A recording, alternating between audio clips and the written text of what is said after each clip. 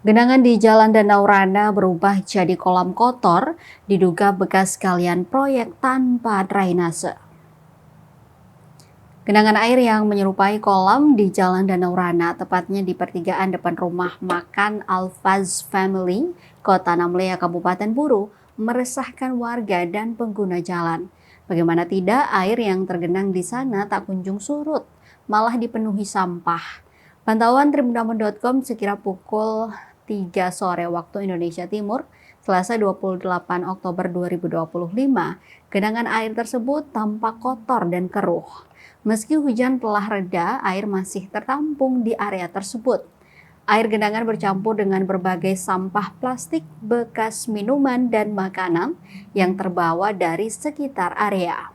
Salah seorang tukang ojek yang biasa mangkal di sekitar lokasi, Idar Abdullah, mengatakan bahwa genangan itu sudah lama terjadi. Ia menduga kondisi tersebut muncul akibat bekas galian proyek yang tidak memiliki saluran drainase. Idar juga menambahkan bahwa hingga kini di area tersebut belum dibangun saluran drainase permanen. Ia pun berharap pemerintah setempat atau dinas terkait dapat segera memperhatikan untuk memperbaiki kondisi ini.